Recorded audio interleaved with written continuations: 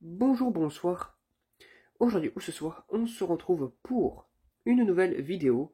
Alors, dans cette vidéo, je vais présenter et tester un nouveau hublot que j'ai reçu.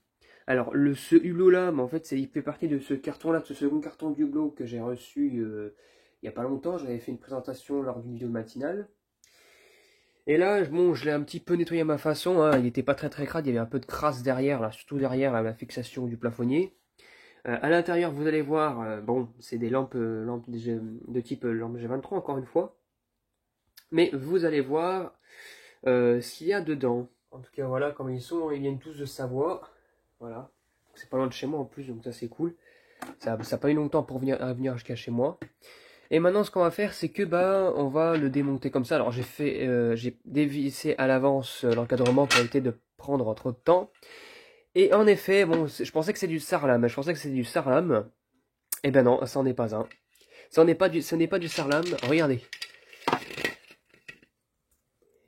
C'est du forme Puma, PC 2 x 9 watts. Voilà. Pour de lampes de G23. Et le hublot, il est en plastique. Bon, c'est pas du plastique non plus de merde, hein. Si je fais ça, ça casse pas.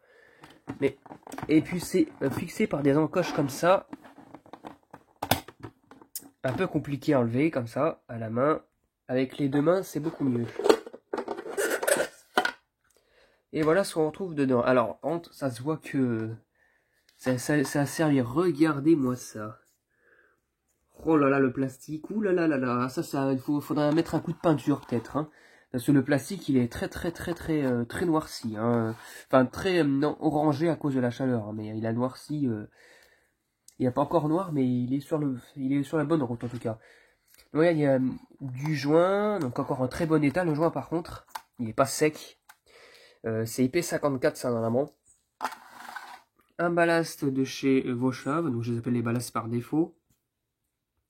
Alors c'est indiqué pour alimenter une lampe de une fois 10 watts, une fois 10 et une fois 13 watts. Du coup pour une lampe PLC, mais bon, hein, ça a l'air de fonctionner pour deux lampes. Bon, parce que 2 fois 9 watts, hein, ça fait 18 watts. Pourquoi ils ont mis une lampe de 13 watts? Bon, je sais, enfin un ballast de 13 watts, je sais pas. Apparemment c'est compatible. Là, l'alimentation de hublot là, qui tient pas. Oh là là, bon ça c'est pas grave. Et un condensateur de déparasitage. Et à l'arrière, normalement, nous avons une date qui était indiquée derrière. Ça date de... Oh, c'est à l'envers. Ouh là là. Ça date de... C'est marqué 12-12-01. Ouais. Ça c'est le fabricant qui a marqué le 12 comme ça. Là, c'est du manuscrit.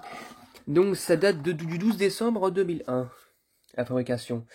Donc bah voilà, hein. Bon, bah, ce qu'on va faire maintenant, c'est qu'on va passer directement au test, hein. Il n'y a pas grand chose à voir sur ce hublot là. Ça c'est. Voilà quoi. Allez, c'est parti. 1, 2, 3. Ouh là là là là là. Alors déjà, les starters ils sont assez loin à démarrer ensemble. Mais regardez-moi ça. Alors déjà, alors je ne les ai pas présenté là qu'il y avait dedans, en fait, c'est du Osram comme les autres, hein. Hop. Osram. Et derrière, je sais pas ce que c'est derrière, ça doit être aussi une Osram, je pense, je sais pas, une radium. J'en sais rien, les couleurs ne sont pas les mêmes, ça c'est du blanc, alors ça c'est marqué quoi? 9 watts 830, c'est marqué. Donc voilà, voilà. 830 du coup c'est du blanc semi-chaud, et celui-là, alors ça c'est pareil, hein, c'est dur à enlever à une main, comme ça. Alors voilà, pour la seconde, c'est une Osram Deluxe S de 9 watts aussi, et blanc neutre 840, fabriqué en Italie. Ouais. Bon, alors ah, celle-ci elle a bien cramé sur le côté, hein. Oh là là. Je sais pas si elle va faire long feu, celle-ci elle va me lâcher dans les pattes quand je vais l'installer, je sais pas quoi, ça va pas durer longtemps. Et puis le temps qu'ils mettent là, on va voir si, si on voit les starters s'allumer. Oh, légèrement. Oh là là. Bon, ça se voit que bah, celle-ci, c'est celle qui reste. Elle doit avoir son collègue qui a dû mourir, et celle-ci, elle fonctionne encore. Et elle a été remplacée il y a un petit moment, peut-être, parce que ça commence déjà à cramer aussi. Hein. Regardez. Et puis, oh là là, mais regardez comment c'est dégueulasse.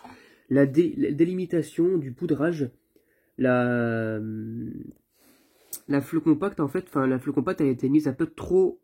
Le tube est un peu trop ressorti de la fleu compact et on voit la limite du poudrage. Hop là.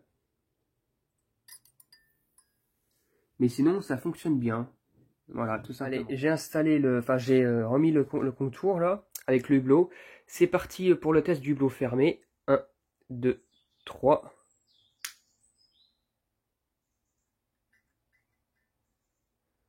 Waouh!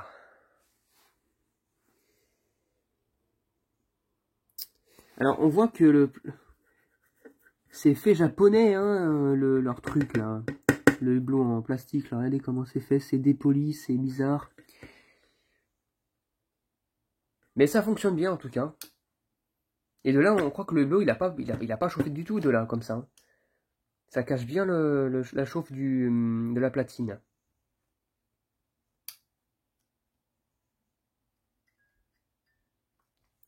Eh ben superbe. Ça, j'en ai 5 comme ça. Je pense pas que je vais vous démonter celui qui a le ballast démonté. En fait, en gros, les rivets en plastique ont cassé. Et je vais remettre un pot de colle dedans. Donc finalement, c'est pas si grave que ça. Les lampes ne sont pas pétées. Et du coup, bah, c'est tant mieux. En tout cas, celui-là, il fonctionne nickel. Et ça, c'est cool. Voilà. C'était tout pour cette petite vidéo de présentation là, de ces hublots, enfin de celui en particulier, parce que les autres sont les mêmes, c'est pas la peine de les retester. J'espère que cette vidéo vous aura plu et à très bientôt pour une prochaine vidéo. Au revoir.